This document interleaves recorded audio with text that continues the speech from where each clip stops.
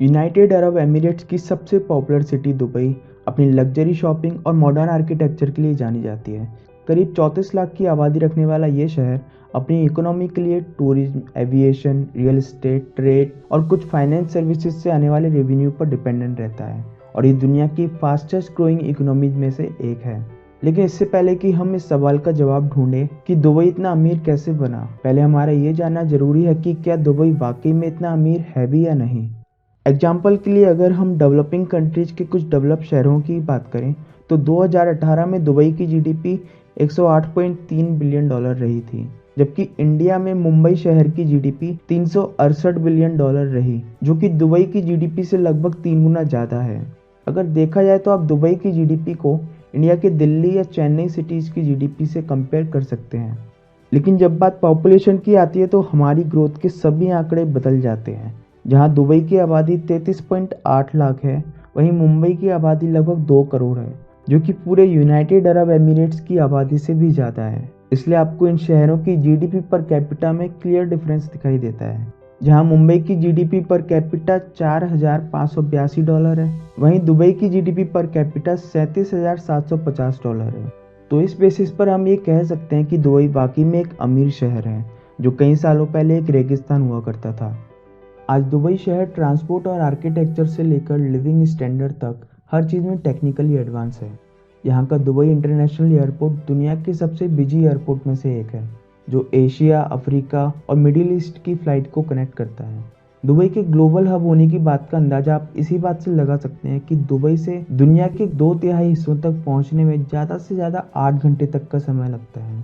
तो आज हम दुबई एम्पायर की इस इंटरेस्टिंग हिस्ट्री को डिस्कस करते हुए इसकी ग्रोथ से जुड़े उन सभी पॉइंट्स को डिस्कस करेंगे जिनकी वजह से दुबई का मॉडल इतना सक्सेसफुल रहा। Struggle and rising face of Dubai. 1833 तक दुबई एक अंडर डेवलप गांव के जैसा था, जहां पानी, तेल, मिनरल्स और खेती जैसी जरूरी सुविधाएं भी मौजूद नहीं थीं। उस वक्त अल अबू फलासा के द्वारा बसाया गया दुबई काफ़ी हद तक आबू धाबी पर डिपेंडेंट था और दुबई अपने मोती उद्योग और मछली उत्पादन के लिए जाना जाता था। इसी दौरान अल मखतूम परिवार आबू धाबी से अपना बसेरा छोड़कर दुबई में बसने के लिए आया था और वहां दुबई के अल अबू फलासा जनजाति के प्रमुख से मिला। And during the making of Dubai इन्होंने अपने समुद्री किनारे वाले गाँवों को अपने किलों के साथ ही बसाया था और वहाँ मोतियों और मछलियों का व्यापार शुरू किया।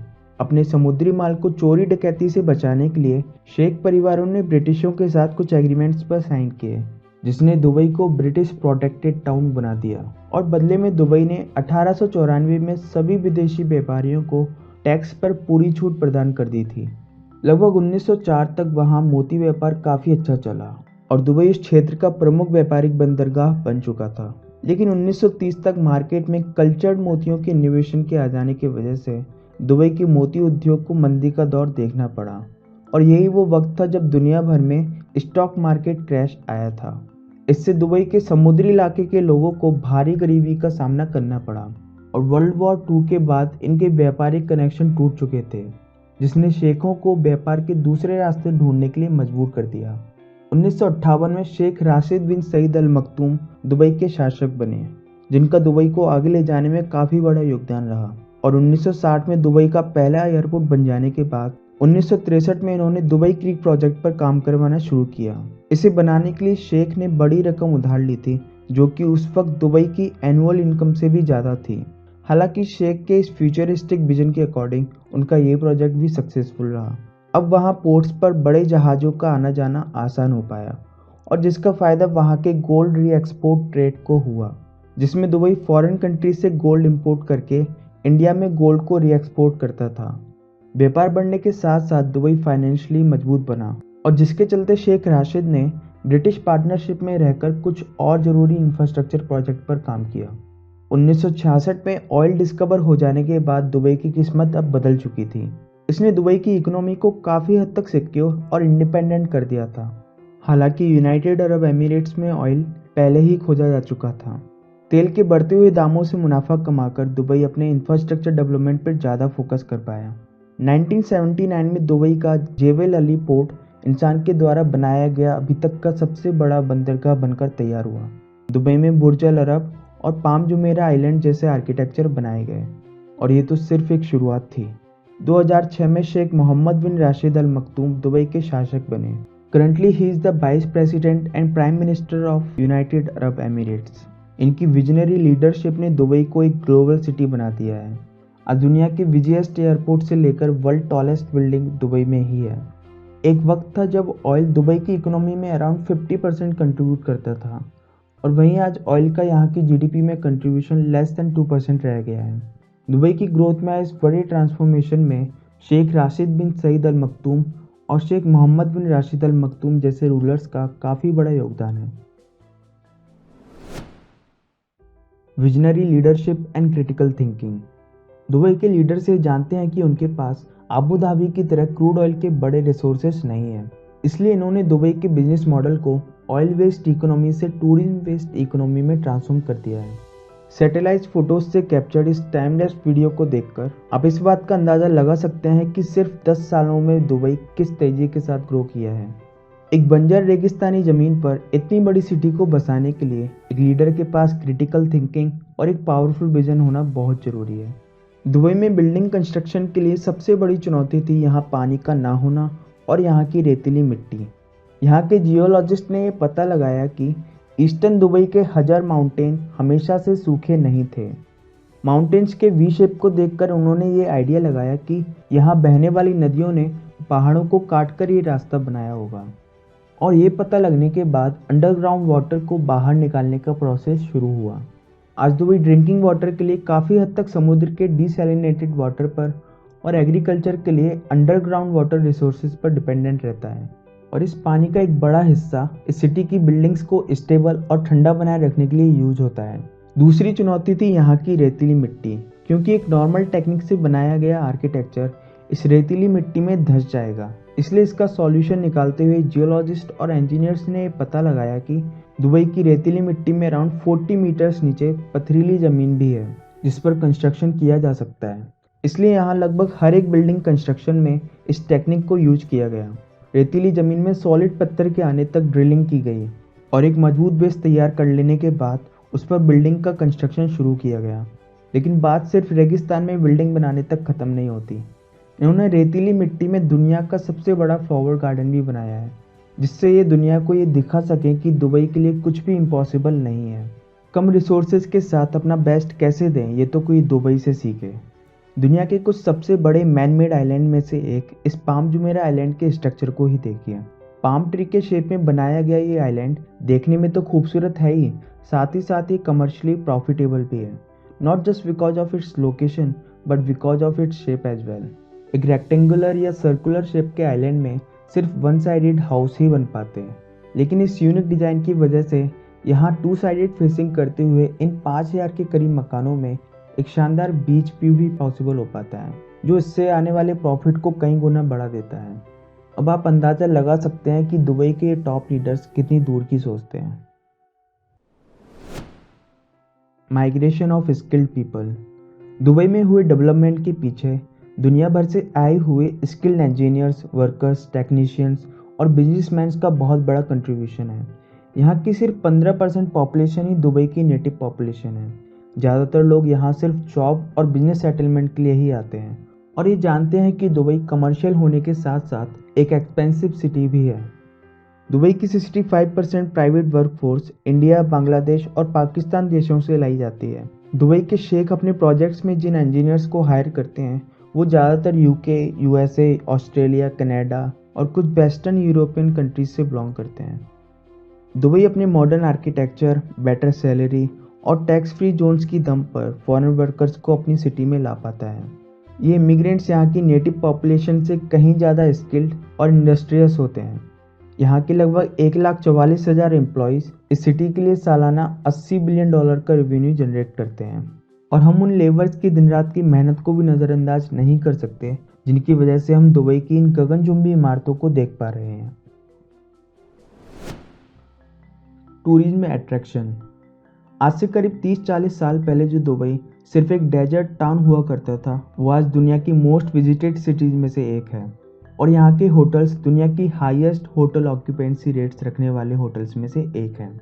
यहाँ पाम जुमेरा आइलैंड है दुबई मरीना, दुनिया की सबसे ऊंची बिल्डिंग बुर्ज खलीफा, बुर्ज अल अरब, दुबई मॉल और दुबई फाउंटेन जैसे कई टूरिज्म अट्रैक्शन आपको यहाँ देखने को मिल जाएंगे। इसके अलावा यहाँ आपको खूबसूरत बीच, दुनिया का सबसे बड़ा फ्लावर गार्डन, अंडर वाटर जू एंड दुबई एक्वेरियम भी देखने को मिलेगा। शर्त बस इतनी सी है कि आपकी पॉकेट में अच्छा खासा पैसा और बॉडी में 40+ डिग्री सेल्सियस टेम्परेचर को झेलने की कैपेसिटी होनी चाहिए। फॉरेन विजिटर्स के अलावा यहाँ दुबई के लोकल्स भी हॉलीडे वीकेंड्स पर वाटर पार्क और लग्जरी होटल्स में घूमने के लिए आते रहते हैं। दुबई ने अपने इन यूनिक आर्किटेक्चर्स की मार्केटिंग कुछ इस तरह से की है कि आपको दुनिया के कुछ सबसे बड़े और सबसे यूनिक टूरिज्म अट्रैक्शन सिर्फ दुबई में ही देखने को मिलेंगे। दुबई गवर्नमेंट के लिए टूरिज्म फॉरेन कैश को अपनी सिटी में लाने का एक बड़ा सोर्स है और इसका भी एक बड़ा पार्ट है शॉपिंग। इसलिए दुबई को shopping capital of middle east भी कहा जाता है। इसके अलावा दुबई की जियोग्राफिकल पोजीशन का भी पूरा फायदा यहाँ के लीडर्स द्वारा उठाया गया है। दुबई शहर दुनिया के लगभग हर दूसरी फ्लाइट के रूट में शामिल होता है और ये एक क्रूशियल ट्रेड मार्केट सेंटर है।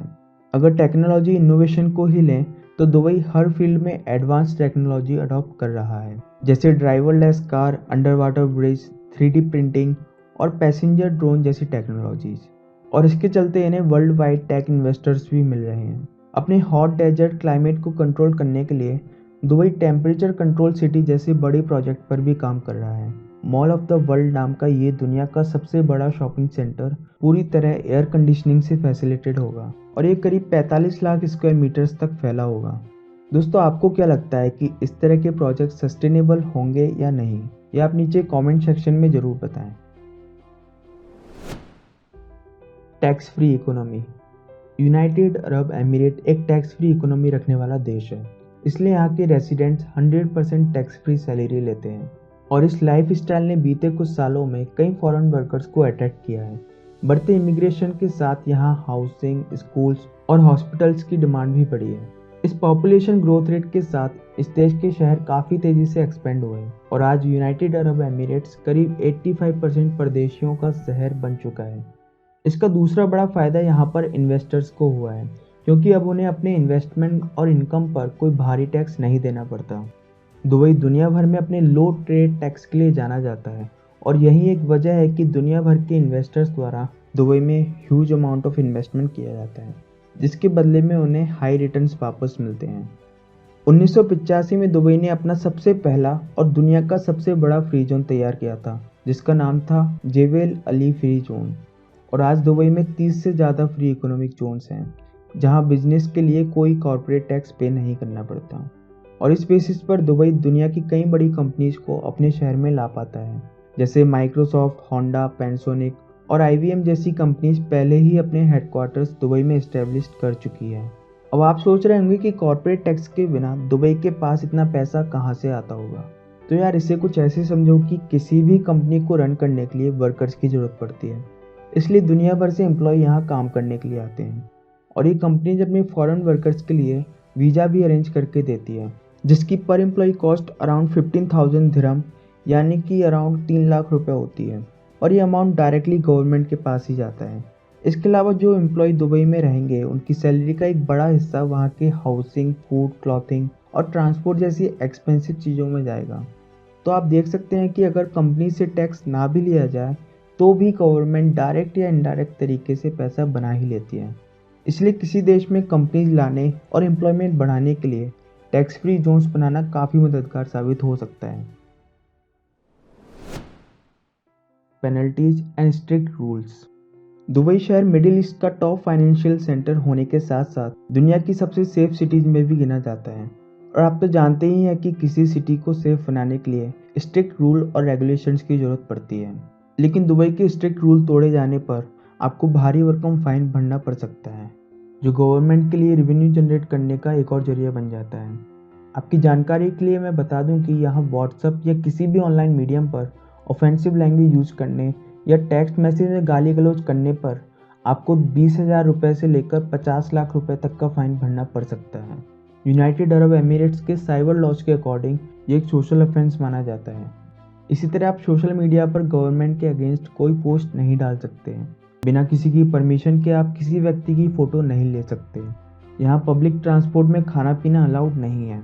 यहाँ तक कि अपनी कार को घर के आंगन में धोने पर भी आपको अच्छी खासी पेनल्टी भरनी पड़ सकती है। इसके लिए आपको पेट्रोल पंप या मॉल में मौजूद कार वॉशिंग फैसिलिटीज को ही यूज करना पड़ेगा।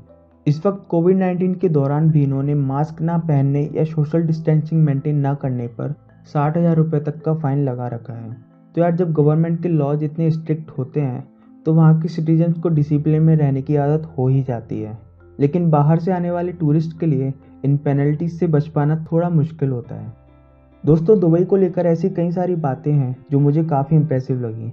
एक डेजर्ट सिटी होने के बावजूद यहाँ के लीडर्स ने अपने रास्ते में आने वाली सारी मुश्किलों को फेस करते हुए उनका सॉल्यूशन निकाला।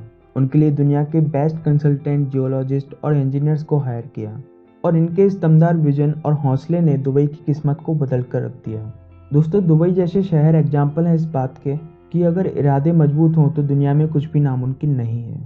लेकिन अमीरों के बनाए शहर की कुछ डाउन साइड्स भी हैं। दुबई को human rights and less freedom of expression के लिए क्रिटिसाइज भी किया जाता है, जिसके चलते इमिग्रेंट्स कुछ सालों तक यहाँ रहने के बाद अपने देश वापस लौट जाना पसंद करते हैं। अभी भी दुबई के सामने कई सारे एनवायरमेंटल इश्यूज हैं। यहाँ के हॉट क्लाइमेट में विदाउट एसी के नहीं रहा जा सकता। इसके अलावा बीते कुछ सालों में बढ़ती हुई पॉपुलेशन डेंसिटी और बिना प्लानिंग के किए गए बिल्डिंग एक्सपेंशन की वजह से लोगों को कई दिक्कतों का सामना भी करना पड़ रहा है। सो आई होप कि दुबई फ्यूचर में इन इश्यूज को रिजॉल्व करने पर काम जरूर करेगा। बदलते वक्त के साथ इस फास्टेस्ट ग्रोइंग इकोनॉमी रखने वाले शहर का फ्यूचर देखना काफ़ी इंटरेस्टिंग होगा।